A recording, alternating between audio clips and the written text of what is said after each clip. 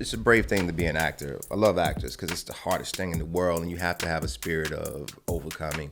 You have to be so resilient because you're gonna get more no's than anybody in the world. That's just the truth. Young actors ask me all the time, like, well, what's your advice? And I'm like, you know what? Learn to appreciate no.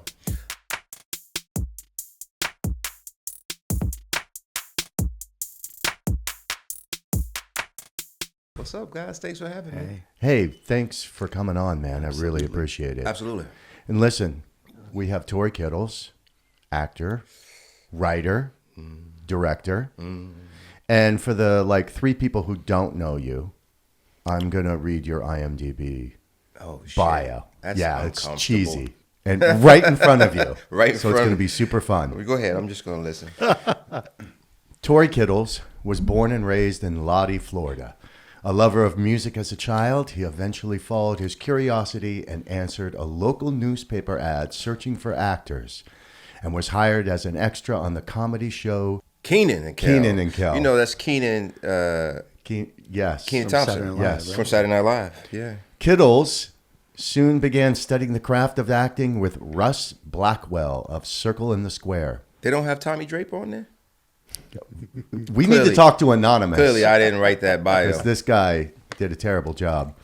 Shortly after, he was introduced to the late casting director Mally Finn, who invited him to read for director Joel Schumacher. Schumacher cast him in his critically acclaimed film Tigerland. In addition, Schumacher asked Kittles to write a song that was featured as the film's theme, Looking for Charlie. Kittles quickly relocated to Los Angeles to pursue an acting career. Since his feature debut in Tigerland, Kittles has worked extensively in film, television, as well as on stage. And they have you recently finishing the independent action thriller American Heist. Oh, that was a while ago. Which is a while ago. I was like, when was that? 2007 or 8 or something like that? That is a good question. And let's really talk about, just real quickly for the people's, your more recent, super interesting shit. True Detective, Steel Magnolias, Olympus Has Fallen, Intruders, the TV series. Oh, yeah. Man Down, The Catch. Good Lord, it keeps Colony going. For sci-fi Colony, fans. sci-fi fans. And most recently, Dragged Across Concrete. Ooh. So, Tory, growing up in Lottie, Florida, was it your dreams of being an actor as a kid? Lottie is a town of 700 people, one stoplight. It's like it's a bunch of good people, but I grew up in the 80s, kid of the 80s, and I won't say it was my dream because it was so far away from the thought process of being a kid growing up in that environment. Most people got jobs. Like my father worked for DuPont, which is a mining company, and my mom was a nurse. My grandmother and other aunts, they were teachers. And we had a prison right in the middle of our town. Like it was a minimum security prison, and every day we would drive by it on the bus going to school. You'd pass the prison, and so the thing was that you didn't want to end up there. That was like get out of town.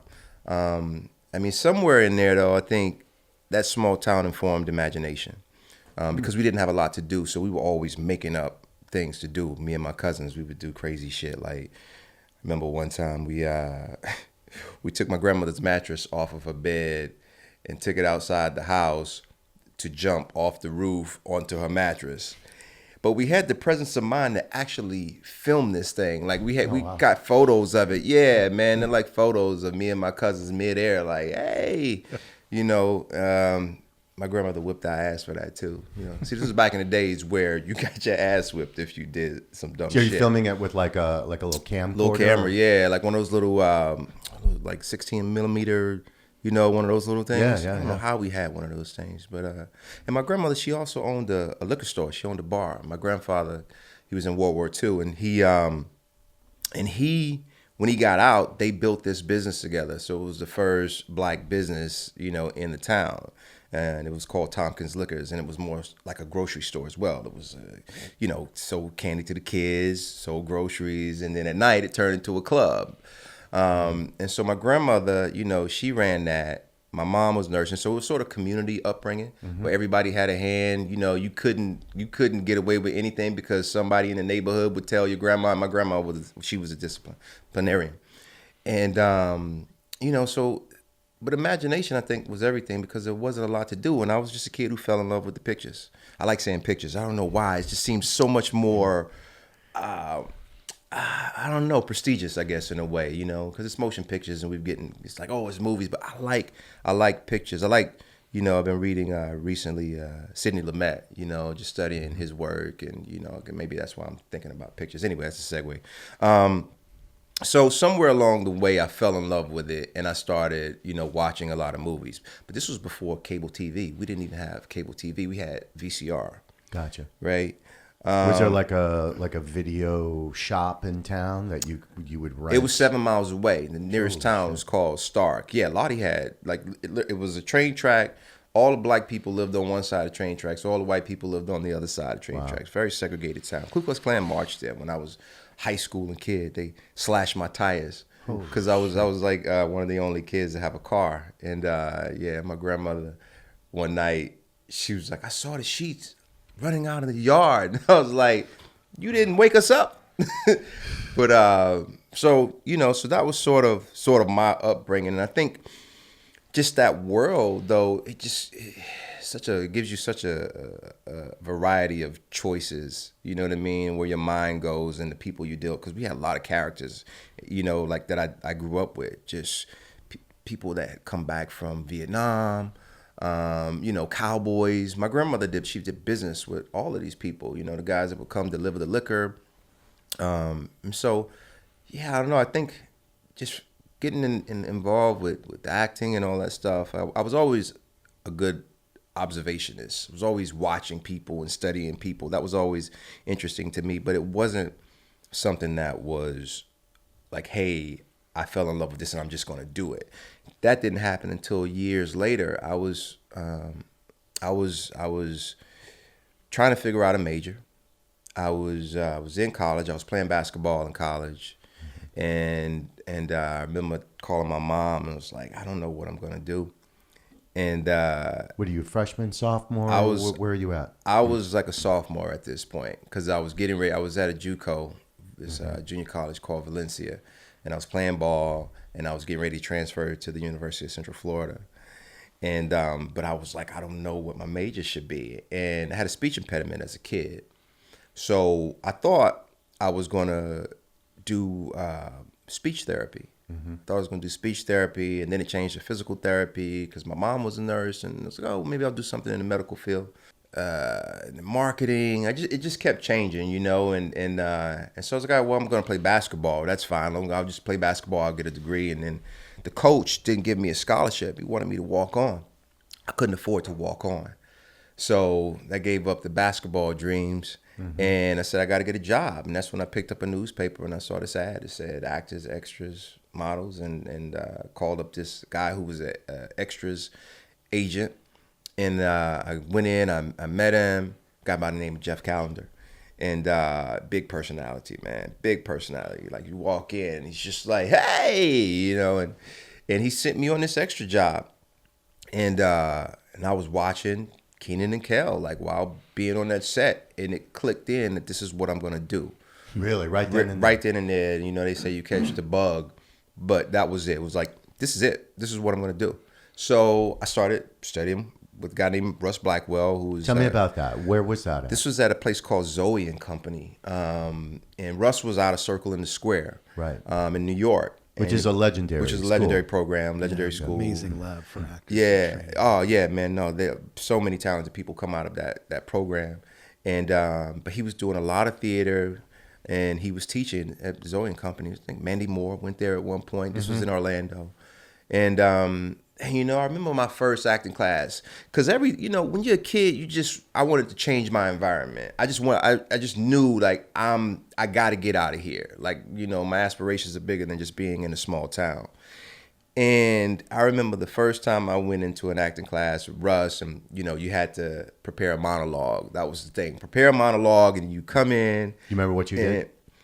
It was a book of monologues, so it was like it wasn't. This is a classic, right? written by nobody. Right? Exactly. Like I didn't even have the presence of mind to be like, oh, I should go read a play. I knew nothing about it, Yeah. And so I just had a book of monologues. And I was like, oh, that'll make me sound cool. I'll do that one.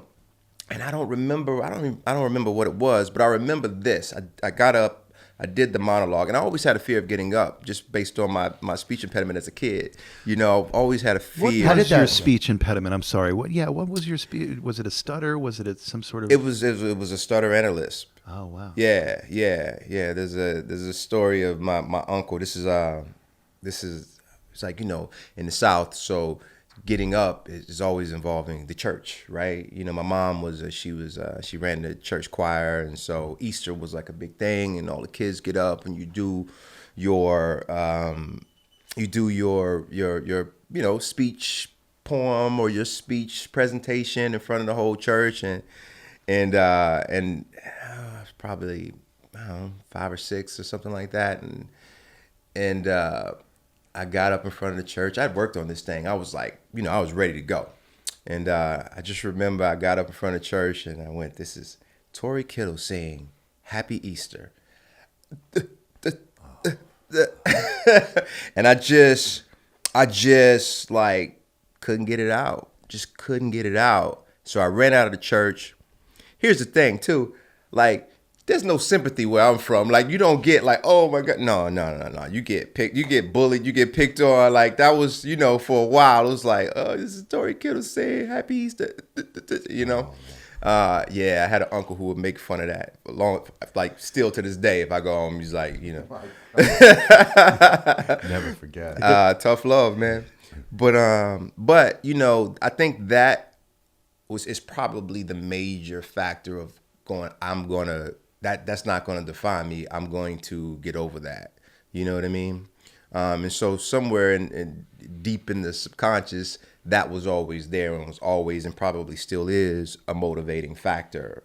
There's still times where, you get up in front of an audience, you get the little jitters, but I learned to appreciate them now. It's actually a great feeling, to be like, oh, I got that. It's like butterflies before the big game. You know what I mean? What's going to happen? Anything's possible. It's amazing how some of those like seminal events of stuttering, of social issues really define an actor and almost make them get into acting to like overcome. To overcome it, yeah. I think, it's a brave thing to be an actor. I love actors because it's the hardest thing in the world, and you have to have a spirit of overcoming.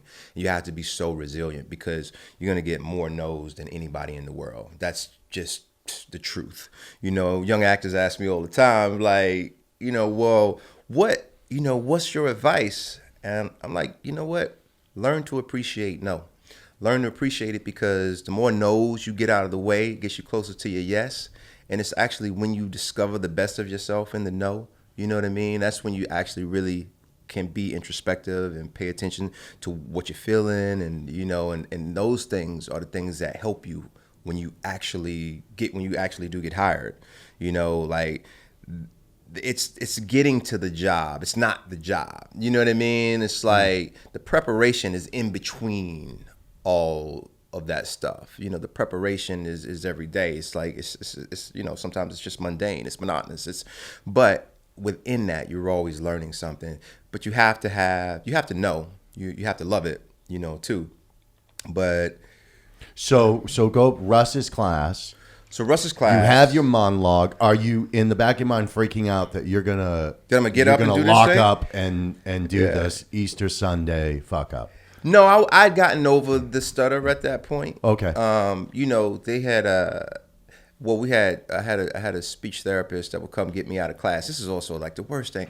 I think, like, now I look back on that, I'm like, why would you come get the kid out of class in front of all the other kids to like go, hey, this kid has a problem, this kid has an impediment, just so you guys know, everybody else in the class.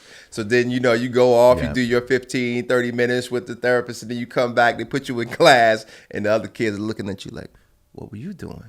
Huh? Oh, something's wrong with you? Oh no, for real? You know.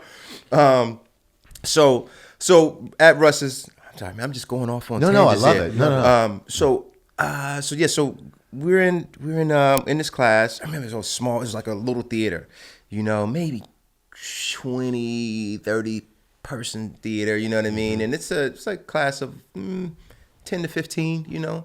And everybody had gotten up and did their thing. And I think my thought really was like, well, I can't be worse than them. It's a bunch of bad actors in acting class. I was one of them. You know what I mean? I am not ashamed to say it. And but I got up, I do this monologue, and Russ goes, "You're an actor." Wow. And that was like the first, time where I started to think, well, hell, maybe I am. Because you come into, like, I came into it where I just wanted to be famous. I just wanted to change my environment. I just wanted to get out of that, that mentality, that community, like not run away from it because it's all still very much a part of me, but I wanted something bigger than that. And so I just thought, oh, I'll be famous. But being an actor has absolutely nothing to do with fame. And it was the first time that I actually started to think of myself as an actor and what that meant. And and I started reading a lot of books, and I was doing extra work at the time too. I was. What were the books that?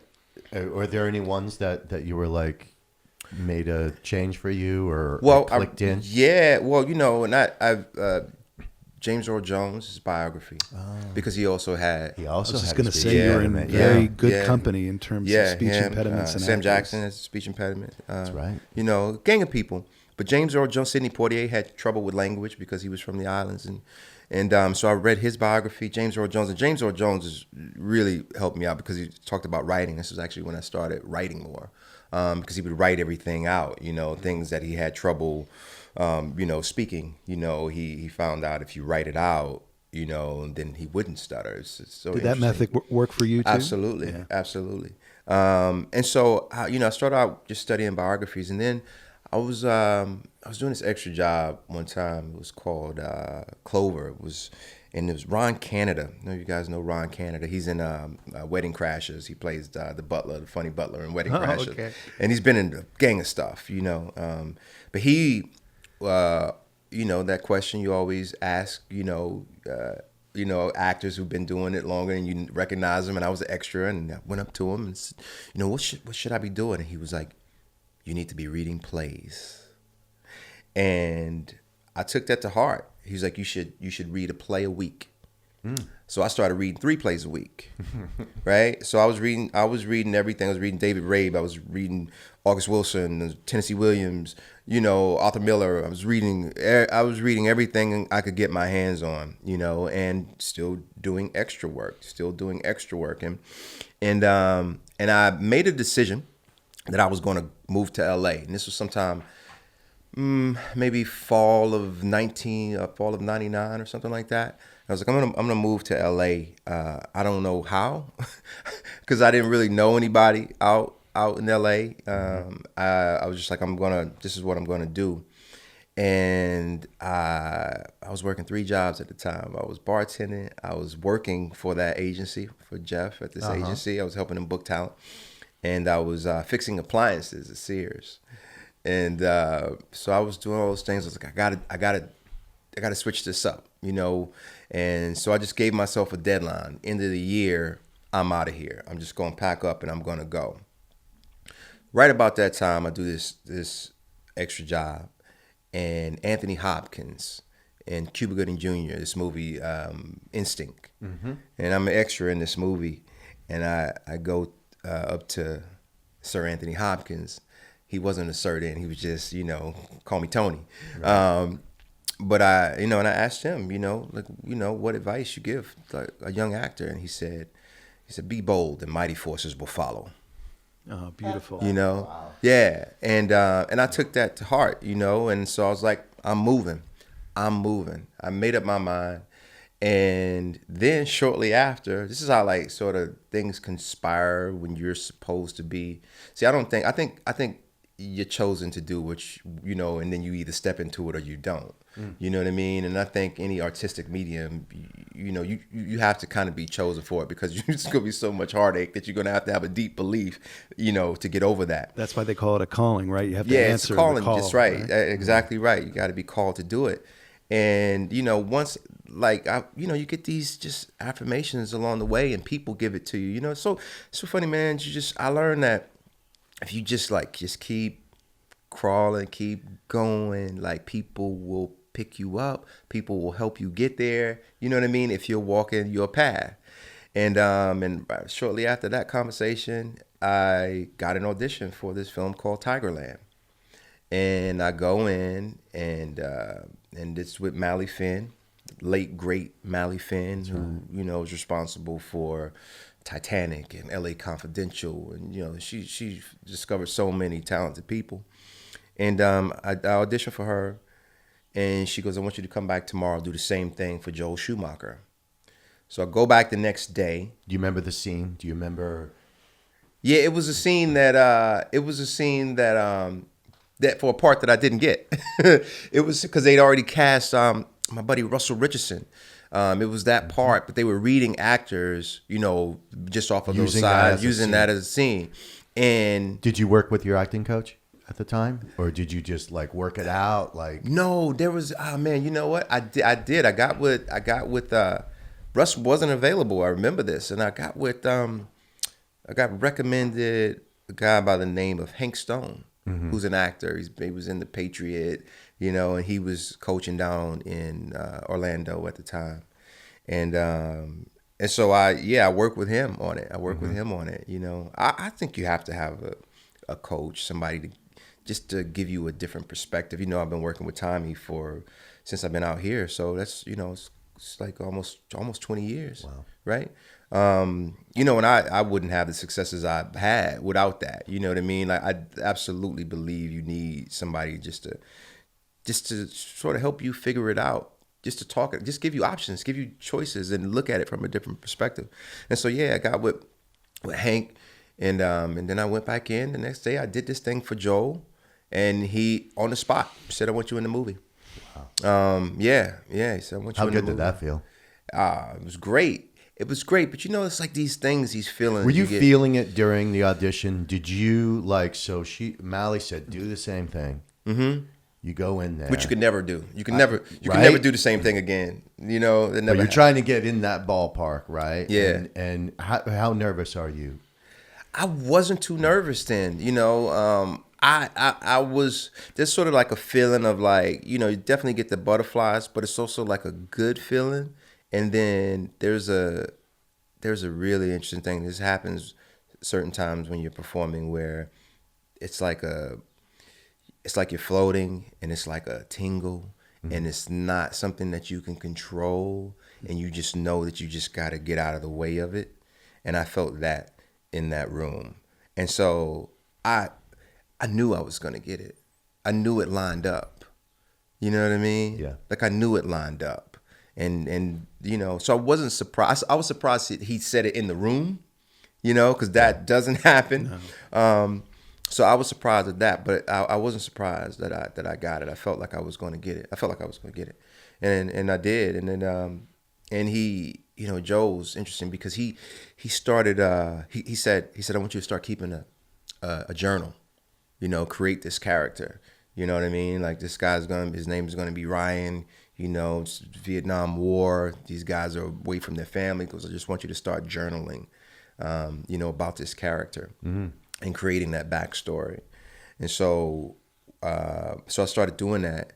And by the time we started shooting, which was, January, I think, of 2000 or late 99, maybe it was late 99, into 2000. And actually we ended up shooting the picture on a base that my grandfather was stationed at during World War II. Wow. Yeah. Amazing. Yeah. It was just one of those things. I mean, all the guys came to my grandmother's house and ate, and I got pictures of us, man. We were babies, just babies. What incredible people coming out of that movie. Oh man. By the way, it's Shea Wiggum, That was Shay's first movie. Colin Farrell, it turned him into a star. Cole Hauser and Neil Brown Jr., Russell Richardson, Afimo Omalami, Tory Kittles.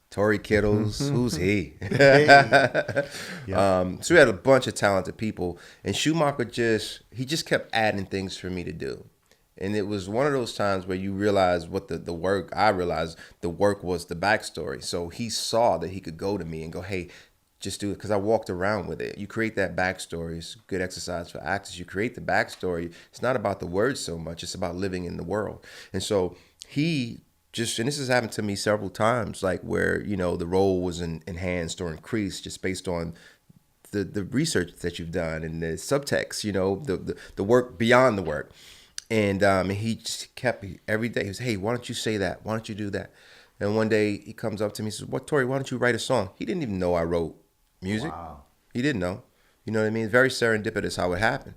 And so I go over by a tree, and maybe 5 minutes it took, maybe, and I write this song called "Looking for Charlie," and it just happened. Like, it just happened. For people that don't know the history of the Vietnam War, Charlie was Charlie a term was the enemy. Viet Cong, right? The Vietnam War. Charlie was the enemy, and I started thinking about all the things that that a soldier leaves behind. And it just sort of came to me. Literally, it was like, I miss my mama, I miss my woman and kid. I think about all the things from way back when.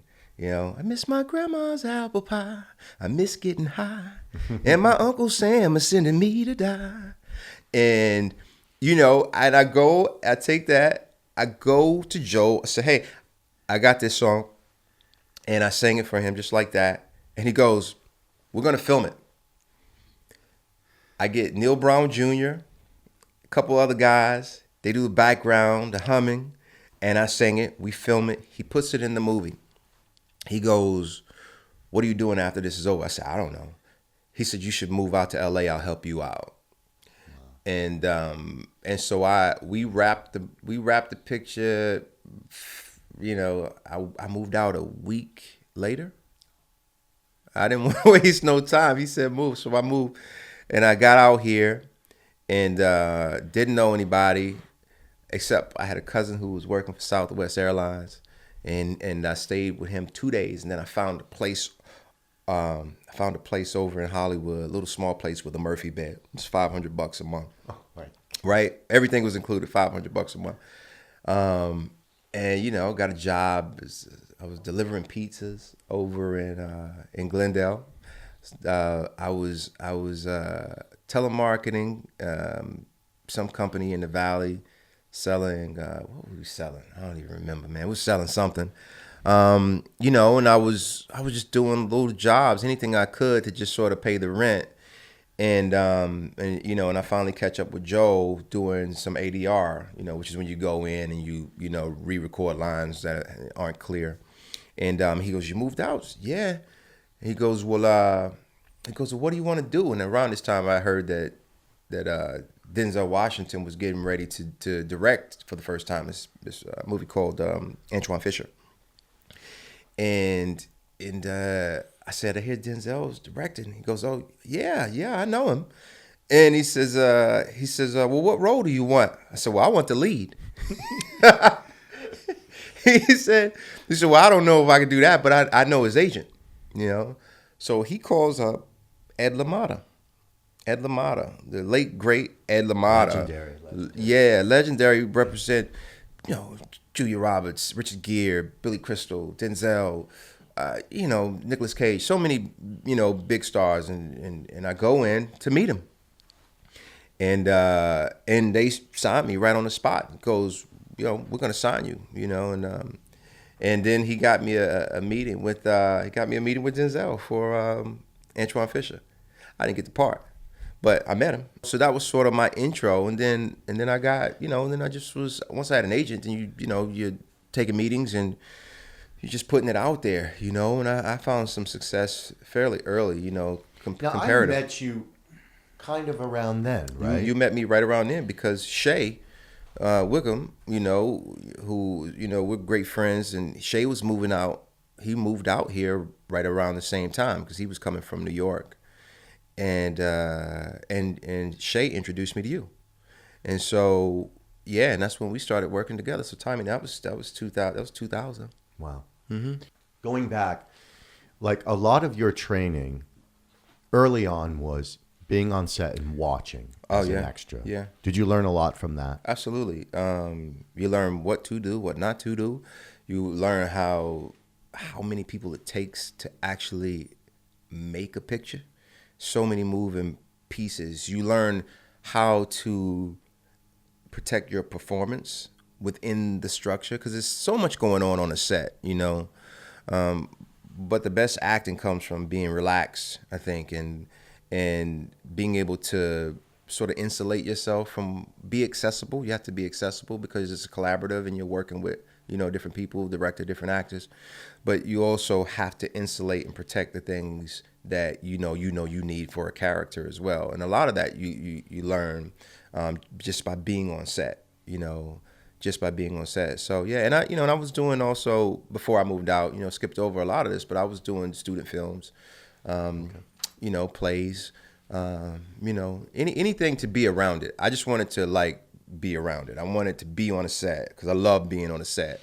Even those late hours, you're just watching everything, watching the director, watching the producers, watching other actors. And those are those observation skills that you had. Yeah. Yeah, and I think maybe I read this in maybe it was Eric Morris who talked about you should go out and just observe. I think that the being and being his book Being, and I would probably. Huh? What's that? No acting, please. No acting, please. Yeah, maybe. Or being and doing. Being and doing. That's the one. Being and doing, and so I would go to malls and just sit and just watch people.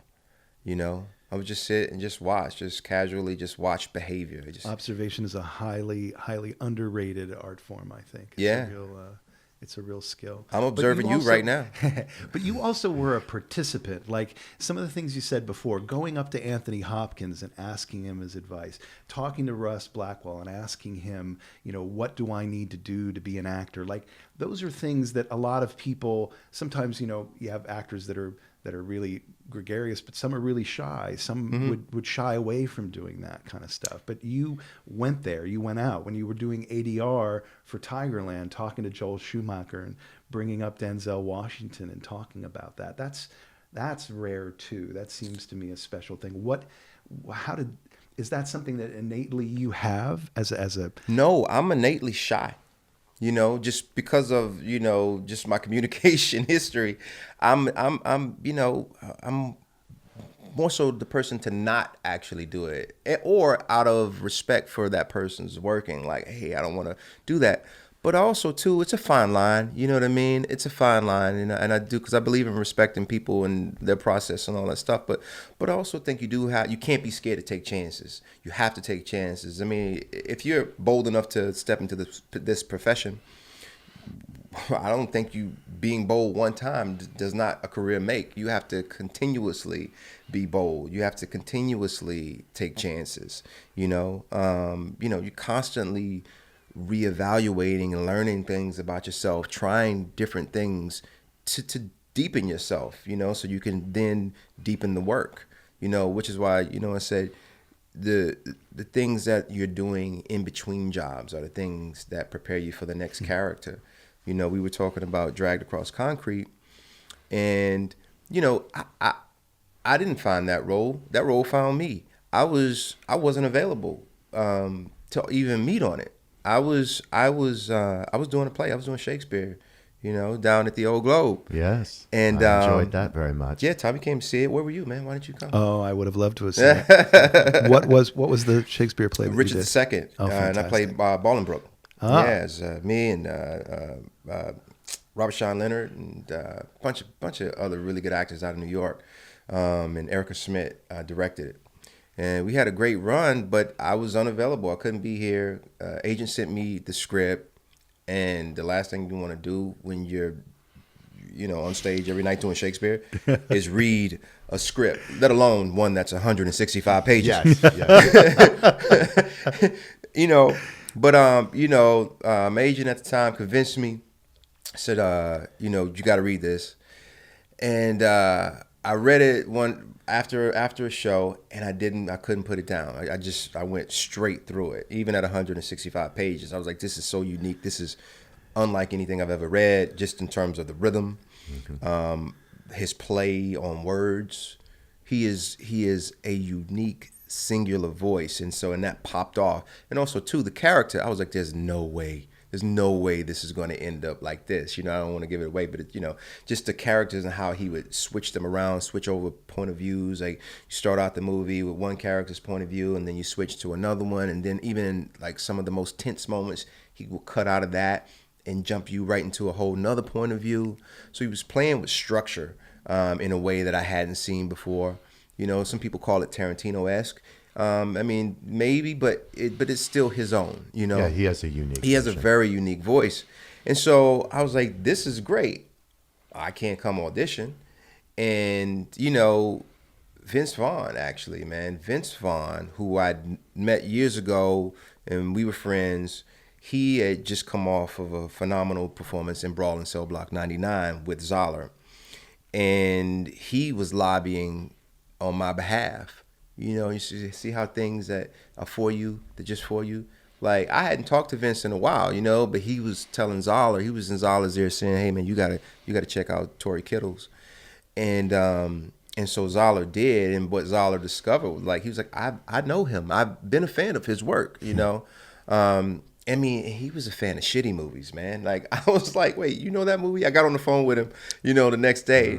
And he was like, yeah, I really appreciated your performance in that. He goes, the movie wasn't good, but what I found in all of your work was that it was consistent. So, see, people are paying attention even when you think they're not paying attention, And so we talked. He was from Florida. He is from Florida. I'm from Florida. We had that connection. And I told him, I simply told him, I said, look, I know how to play this for you. I know how to do this for you, and I could do this for you really well. And he said, I'm offering it to you. And I've been around now for a minute. Most times people say that, and they don't really follow through. But he did. What was that hook for you? Did you read it and you felt it in your belly? I got the same feeling. The same feeling that I talked about when in Tigerland, right? Tigerland. Yeah. Okay. When you get that, it's sort of like you're floating, and it's sort of like a chill. It's sort of like tingle, and it's I don't know. It's almost it's spiritual. It's like that artistic spiritual place where it just makes sense. And you don't know whether I didn't think he was going to just offer it to me. I thought I was probably going to have to jump through hoops that I wasn't available to jump through, But I think, being in that play actually got me that role. Not being available sometimes will get you things, move things that are for you closer to you. And but I had that after reading it. I put it down, and I just had that feeling that it's like a floating feeling.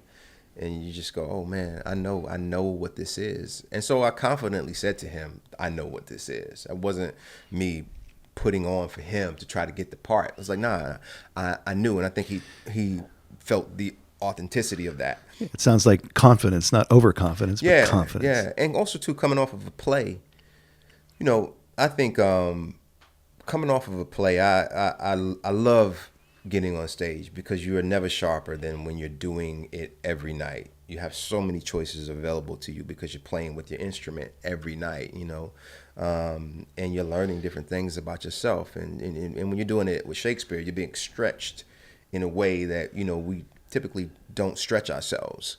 And so, yeah, I was confident. I was confident that I could do it, and I was confident enough to tell him that. And he offered it to me. And we closed the play on a Saturday night. I think I talked to him on a Tuesday or Wednesday. We closed the play on a Saturday night. I was on a plane on Sunday. Wow. And we were rehearsing stunt scenes on Monday. Well, it's a tour de force performance that you have in Dragged Across Concrete. And Thank the movie, there are a lot of luminaries in that movie, but you're carrying the movie. Your character is central to that movie and the way it's told. And I just think you more than hold your own with some big names, and it's really, really cool to see you dance with those people. That was some great scenes with Mel Gibson and really, really powerful stuff. Yeah, I think it all begins with the scribes. Like, the actor can't be good if it's not on the page, and also too, like, thank you for that, for saying that in compliment. But it's so many things that go into a performance, not just me. It's Mel who is listening and is in those moments with you. Michael Jai White, Zoller knew exactly what he needed and wanted from each scene. So many people involved. So Vanessa Bell Calloway, Miles Truitt. So all the people that I'm in scenes with too. So if I'm good, it's because they're good. If I'm, it begins with the scribe. Begins on the page, and then it transcends into the performance of all the people that you're talking to and living in moments with. Tell me what's special about working with Mel as regards to an actor, because there's so much bullshit around him, but we forget he's a great fucking actor. Yeah, he's a great actor. He's a great actor, and one of the most generous actors I've ever worked with. He's really, how so? Just great listener. He's open. He's honest. He's raw. You know what I mean? Like, so you're really feeling him in the moment. Yeah, he's really present with you. You create a space. Once you. And we talked a lot, and we shared personal stories, things like that, just to open each other up, to being in these moments. And he was kind enough to do that. And every actor doesn't do that. But so that was who is kind of facilitating that in regards. So you guys are kind of doing that as like a preparation unconsciously? Well, we rehearsed. We rehearsed a day. We had scenes together. So Zoller got us together, and we went through each of the scenes that we were in together. Just me and Mel. We read through them all with Zoller. And how valuable is that? That doesn't always happen, right? It doesn't happen. It used to happen all the time. When you'd have like a couple-week rehearsal process, and you start at a table and you get it up on its feet. Sort of like play rehearsal.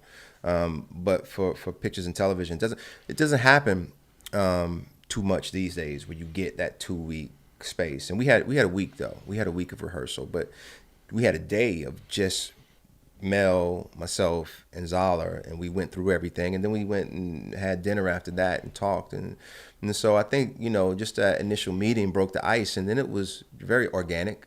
I think everyone knew what we wanted to achieve, and so you want it to work, so you want to find the openness, but we didn't have to work hard to find that openness. I think that was a trust, and also Mel had given me a job years ago. I think it was my first job second job in LA. Mel produced a thing called Invincible. It was a pilot, sort of a bike door pilot that they aired on TBS, and it was me and Billy Zane and Brian Mann, and we shot it over in Australia. But it was a co-pro between Mel and Jet Li.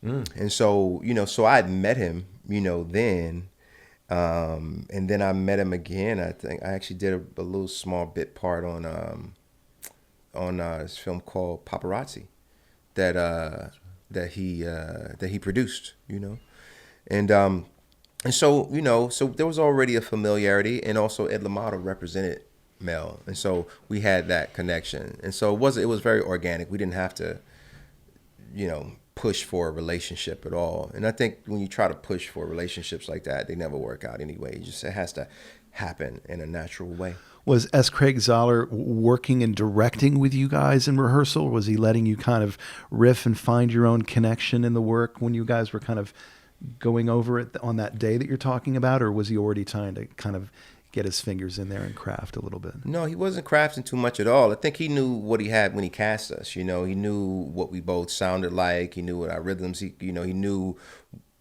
He was more so listening to us. And just letting us go through the scenes, and then we would offer up thoughts, and then he'd offer up thoughts, and it was very collaborative.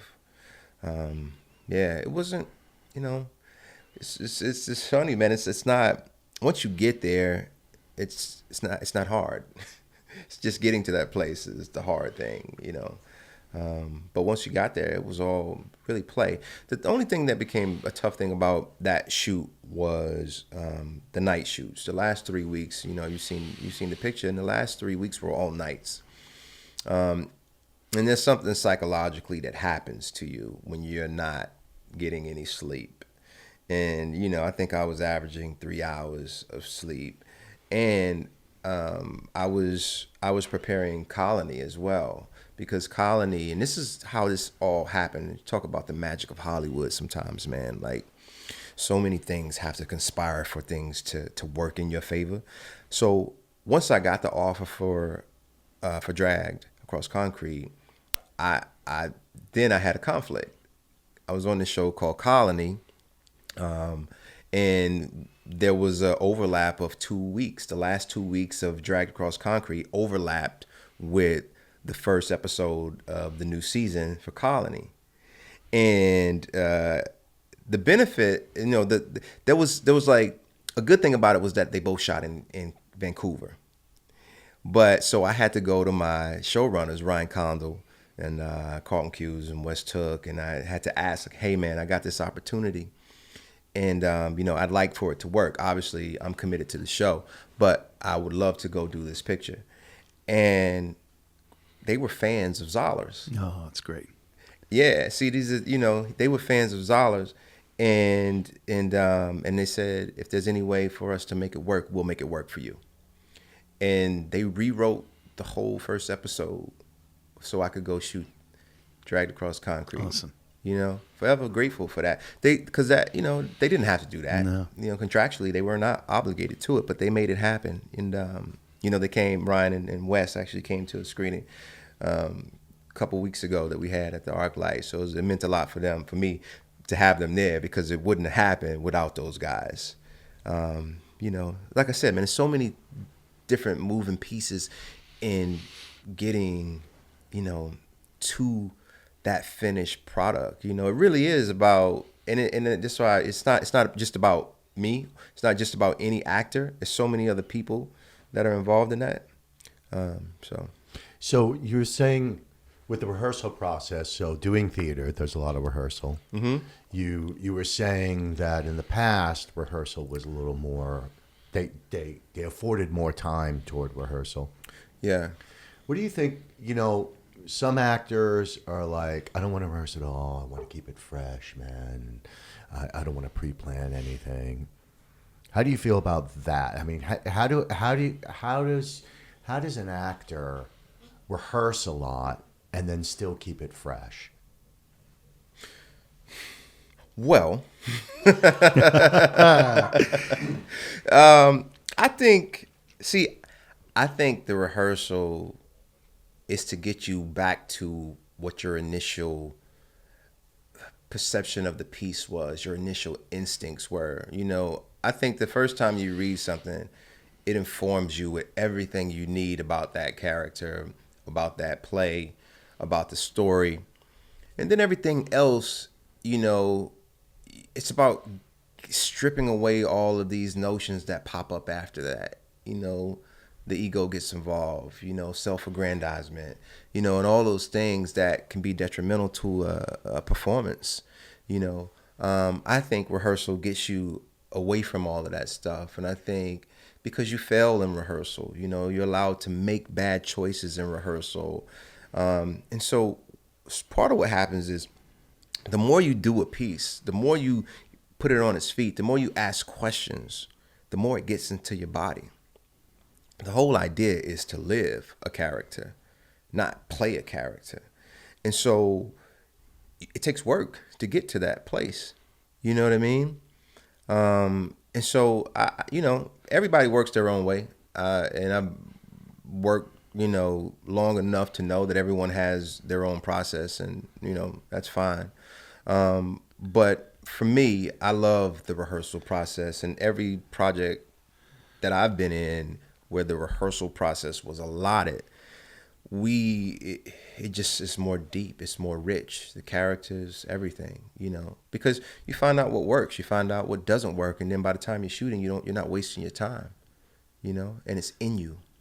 I think that's also the beauty of working with a friend or a coach beforehand. If you don't have that opportunity, that you can get it up on its feet. Well, I always call you, like I call you Tommy, because for me, I need that. I need that. Yes, I know what it feels like when I read it, but I also need an objective opinion. You know what I mean? And just to play, just to hear it back and forth. You know what I mean? And Tommy, you've been, you'll offer up suggestions and offer up different ways of looking at things that I hadn't considered. And I don't know how that's not a benefit. You know what I mean? Like, I think that's important. You want to exhaust the ideas. You want to get rid of the bad ideas so you can keep the good ideas. But the only way you can do that is by trying it out. You know what I mean? So you always come in on a first day of work on a set. You are coming in with a point of view, always. Listen, man, if I got an audition, if I'm reading for anything, I'm calling up Tommy and say, hey, would you take a look at this? Even if I can't come in and spend time, like sometimes we'll spend, a couple hours just talking about the material. But even if I'm not available, we'll Skype, or I'll call him up and say, T, what do you think about this? And we'll talk it out, and we'll talk about the characters and the intentions and the motives and all the things that make it jump off the page, the things that subtext work, Can you talk a little bit about that? So you said every actor has a process. What is your process? I mean, you talked about Joel Schumacher giving you advice about journaling. Do you do that? Do you journal? Do you do backstory? If I have the time, and so the process kind of has to be malleable. It changes on every job. Like with drag, I was coming off of a place, and I didn't have the time to do a journal, but there were things that the play had opened me up to that fit perfectly with what I was doing with drag. The rhythm of Shakespeare is very specific. Shakespeare is hip hop. Shakespeare is the first hip hop. You know what I mean? And Richard is the most lyrical play, with Richard II. And a lot of it is in rhyme, and it's like a cipher. You're bouncing stuff with other actors who are bouncing it back to you. So it's very rhythmic and melodic in that way. There's a great line, I think, in Richard II. I think people will hopefully double check me. I've wasted time, and now time wastes me. Yeah. Wow. Yeah. Oh yeah. Yeah, man. It's a great line. It's a great line. So many great lines in Shakespeare, man. But rhythmically, his style was his own. And so doing that every night prepared me to be able to just sort of ease my way into Zahler's rhythm. Because Zahler has his own rhythm, and he'll put words against each other, like true, honest, and finished, forgotten. It's like play, fast forward. You know what I mean? Like it's he does that within sentences. He just pit words against each other, and I found that very interesting in how he plays with words. But I was so open coming off a stage that it was, I was in that. And I think also too, I've been doing this now 24 years, and so experience also prepares you. I couldn't have played this part 10 years ago. I didn't have it. I didn't have what it took, to make this character work. But now I didn't have to. Life experience, stage experience, life experience, all these different things that are yours, that are personally yours, that you take into your performance, like your essence, it changes over time. I couldn't have done this role 10 years ago, even 5 years ago. I couldn't have played this part the way I played this part. It just happened to find me at a time where I was ready for it, and it was ready for me. So your changes, your process changes with the circumstances, but is there any kind of what part of your work is really consistent from job to job and audition to audition? Well, I read it. Oh, that's good. Good for it. No, It's beautiful that you said everything comes from the script, which I think is beautiful. Absolutely. But is there a key for you? Is there something like physical, for example, for you that like helps you really key into the work and what you're doing? Is there something that always, like some people talk about music, that they find a song, or some people talk about cologne and they talk about their shoes, like everything's about the shoes. Is there anything kind of like that really, I think again it starts on the page. I mean, in terms of the physicality, that depends on what the page says about the character physically, whether I'm going to drop some weight for this character, whether I'm going to put on some muscle for this character, how loose is this character, what's this character eating for breakfast? You ask all those questions, and with specifically Drag, he's called Slim, and I didn't have time to like lose, 20 pounds, but before we started shooting, I lost 7. Just coming off a stage. And so thinking a week and a half from the rehearsal, the play, into like, I got the role and we're shooting the role, week and a half, I think I lost about 7 pounds. And then I continued to sort of, lose a little bit as we went along. Physically, how do they walk? You know what I mean? Which you think about all these questions we talk about, what type of music they listen to. With Drag, it was, I listened to actually Zahler's music from Brawl. Because he conducts his, he composes his own music and writes his songs, and then he goes out and gets the OJs, and Butch Tavares to come in and sing them. And so I saw an early cut of Brawl, and I was like, what is this music, man? And he was like, oh, it's my music. So I started listening to that music, because I felt like the worlds were very different, but the rhythm and the tone were a lot alike. So music, there's been places where characters that I played where, they're isolated. And so, I would walk around with more orchestral classic music. Ludovico Einaudi is one of my favorite composers, and Ennio Morricone. Love that stuff. Like, and so I would just put that on. But then there are other characters I played where it's a Public Enemy. You know what I mean? And it's Fight the Power. Or it's Rage Against the Machine. So it just depends, and sometimes that changes within scenes too, tonally. Like if it's a piece where there's an emotional component that you need to access to yourself, you don't really want to, it's a different type of cry with Fight the Power than it is, with, say, the score from Cinema Paradiso. You know what I mean? It makes you feel different if you're listening to Debussy as opposed to Eminem. It makes you feel different, and so music is a big factor in kind of opening up you emotionally for a character, and in particular scenes. In particular scenes. I remember we shot the scene for Bessie, which directed by can't say enough about her, Dee Reese, who I think is just incredible. And we shot this scene. It didn't end up making the movie, but it was a very emotional scene. And it was a scene where, my character and my sister, played by Queen Latifah, we were at a gravesite and crying over our mother. And so, it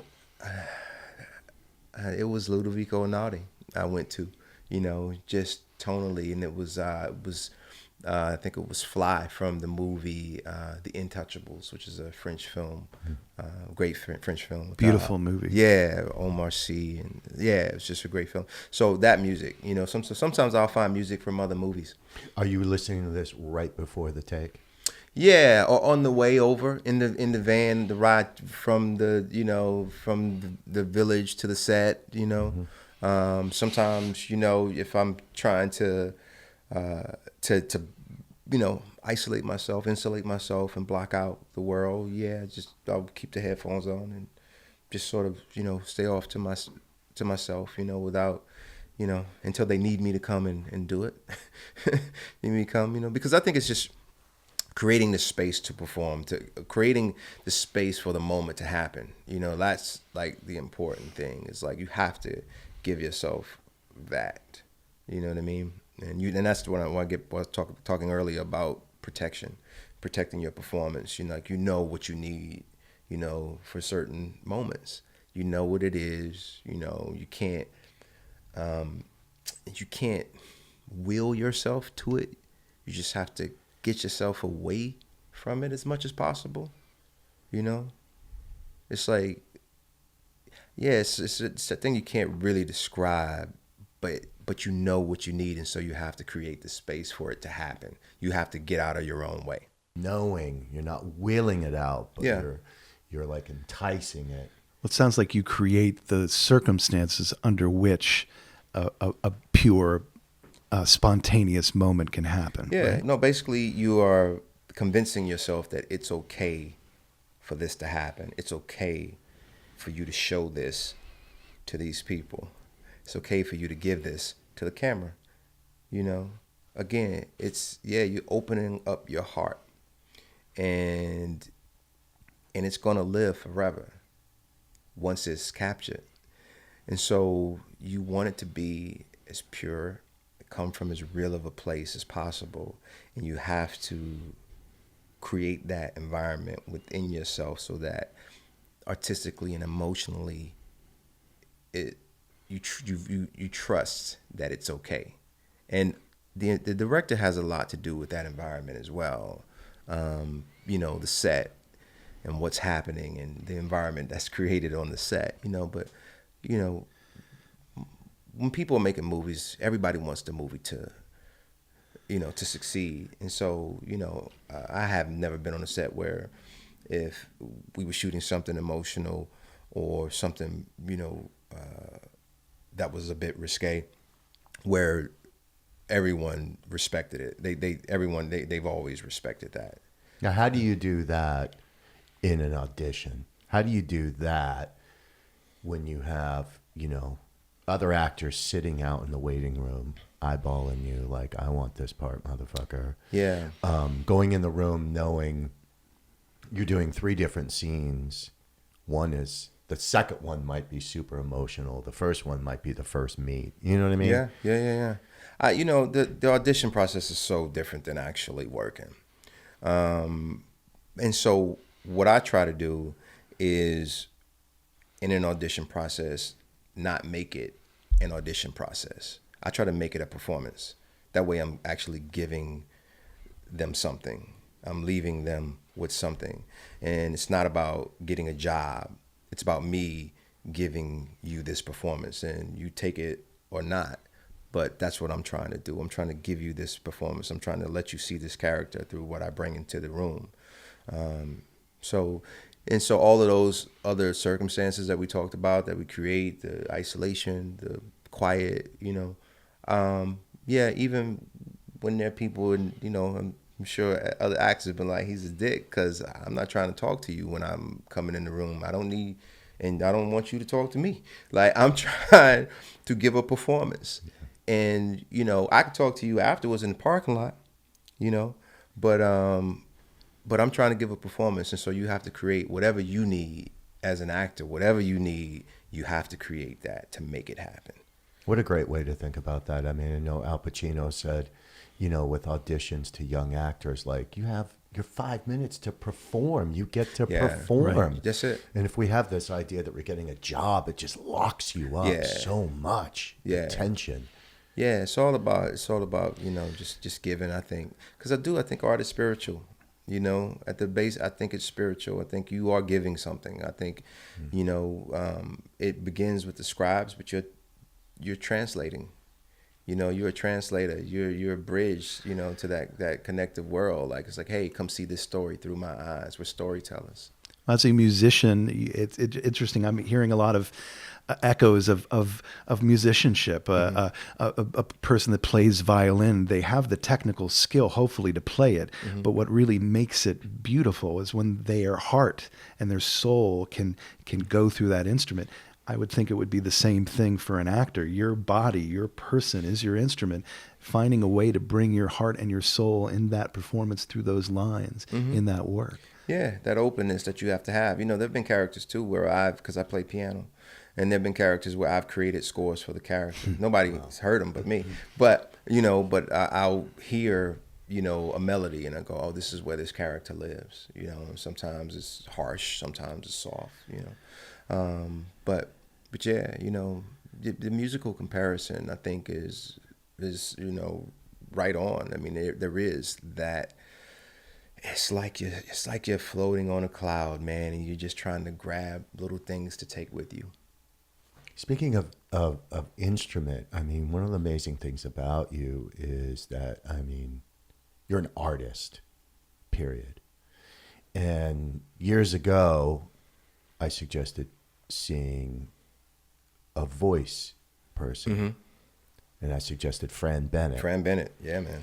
And, nowadays, Tommy, I mean, young actors, unless they come out of a Juilliard or a training, don't really do voice work and body work. Mm-hmm.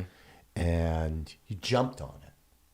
And tell us about working with the legendary Fran Bennett. Fran is amazing. I mean, she is... First of all, Fran Bennett is a Linklater voice teacher who taught for 35 years at Cal Arts, yeah. So the people that came through her, Don Cheadle on. Yeah, she's worked with some incredible artists, and she herself is an incredible artist. Yes, she is. I've seen her act. Yeah, she's amazing. I saw her do Othello, and she was an incredible Othello.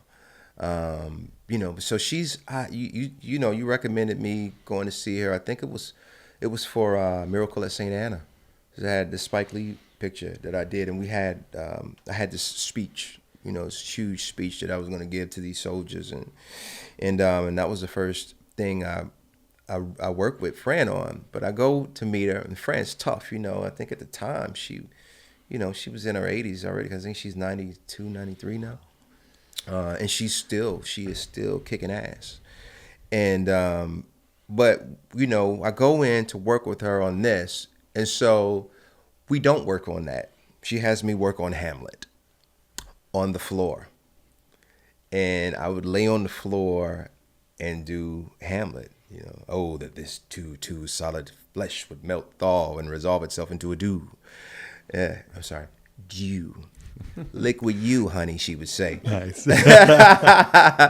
And but we would, she really was about freeing the body. She still is about freeing the body, freeing your voice, your natural instinct, your pool of vibrations, she would call it, opening up that, like getting what's in your gut out without any obstruction. That's, the way she teaches, but she does it with such a flair and such kindness, toughness. She's so real. She doesn't pull any punches.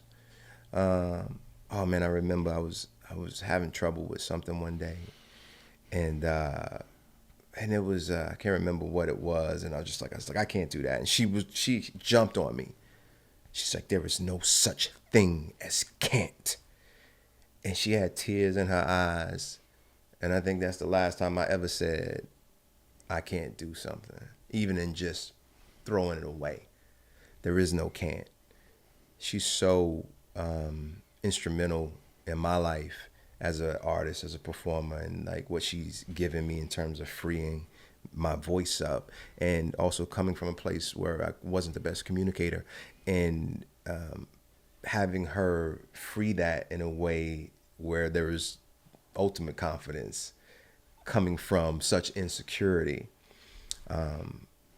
Forever in her debt, and forever thankful that, she is still a part of my life.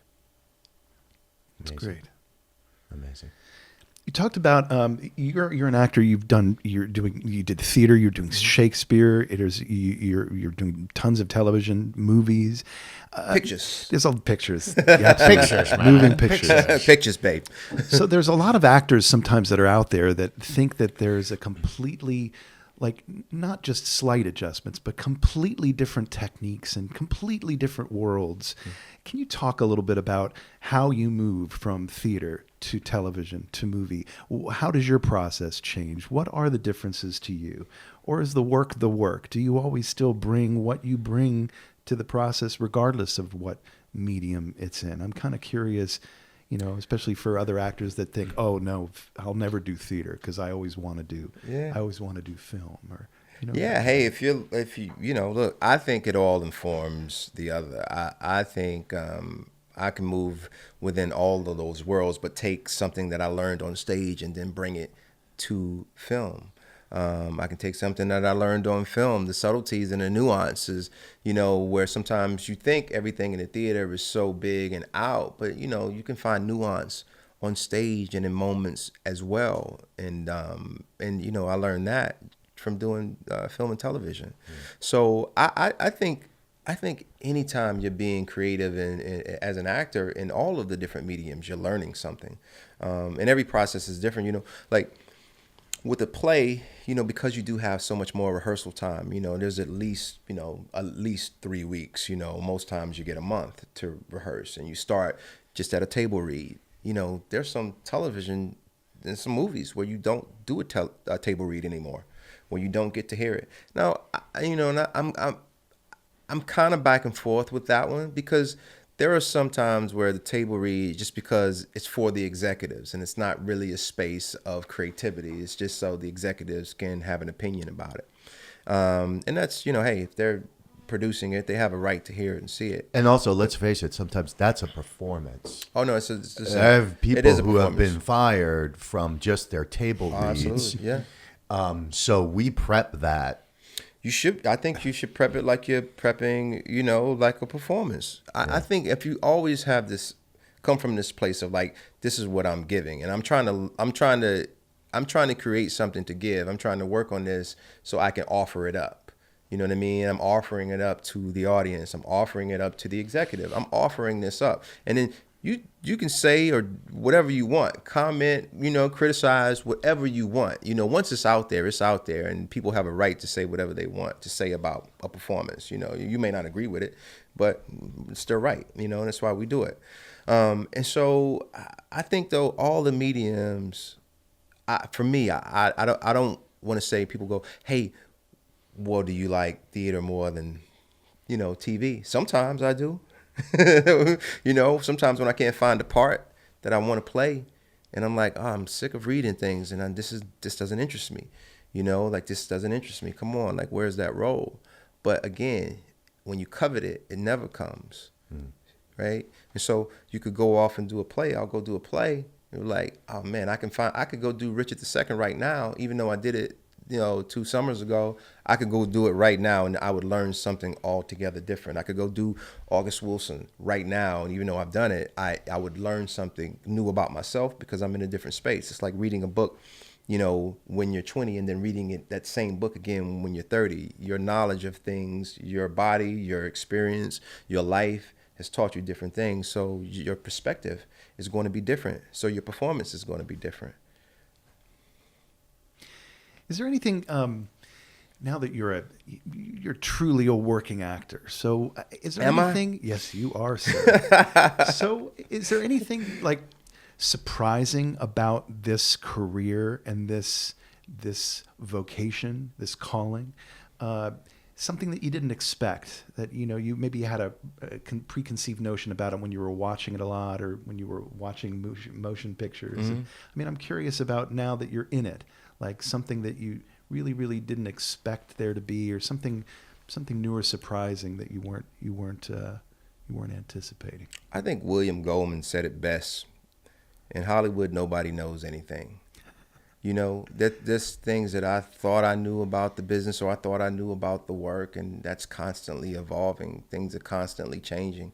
I mean, the way we look at pictures now is very different than the way they were even constructed when I began, more than 20 years ago.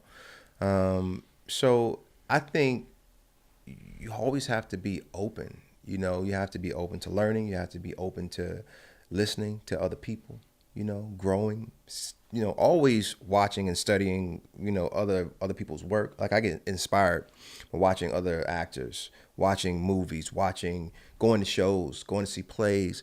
I love that, because it's also everything you do, like when you love it, everything you do sort of helps you grow within it, like everything, it all begins to feed, the thing that you're doing. And so,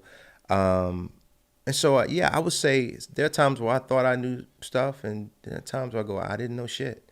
And that sort of is on a revolving scale. You know what I mean? It's like, yeah, maybe I know. No, I don't know. So I just try to always stay open to learning and stay open to changing and evolving, because you never know where that'll take you. Dude, this has been absolutely fucking amazing. Thank you. I want to let you go, but I do have to ask. Yeah. We're going to let you go. Just a couple basic ones. How do you memorize lines, man? You're Shit. so fucking good with that. It's getting harder these days. What's your process with that? I try to memorize intentions first. Like, I try not to worry. So what you want in a scene Yeah. first? What? Who are you? You know, who am I? Where am I? Where am I going? What do I want? How am I going to get it?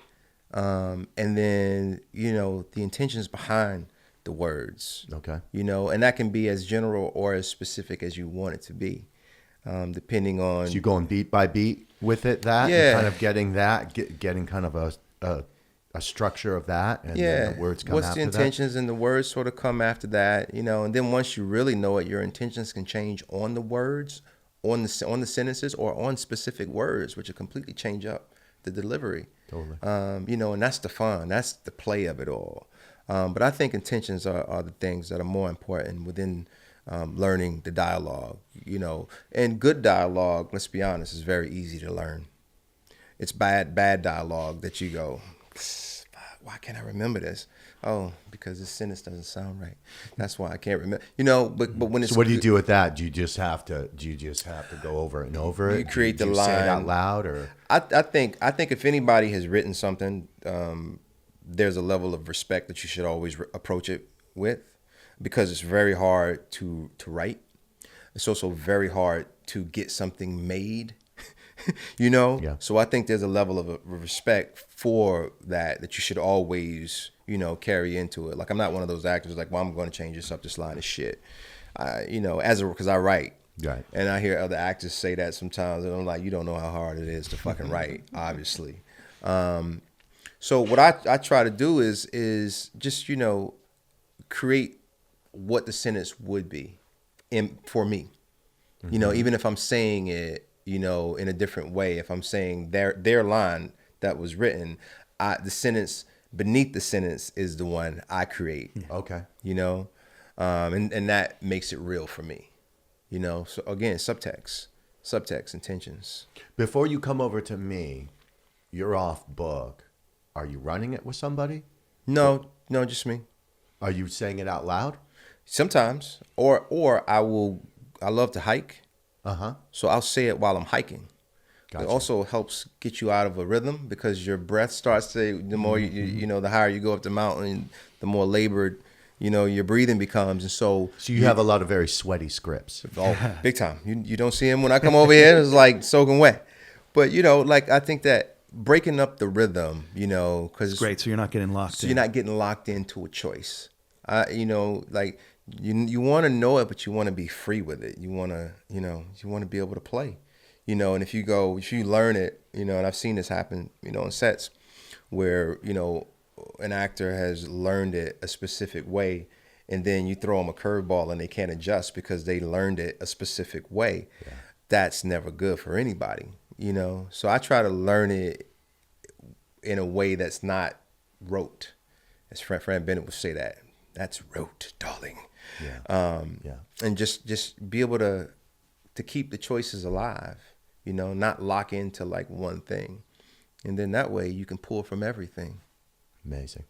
Tommy, anything else? Oh, no, I think that kind of covers it. Thank you so much. Oh, man, thanks for having me. Really Yeah. great The first conversation. one, right? Yes. Yeah. Shit. Thank you so much, man. Thanks, man. Thanks for Tory. having me. Appreciate Absolutely. it. True pleasure.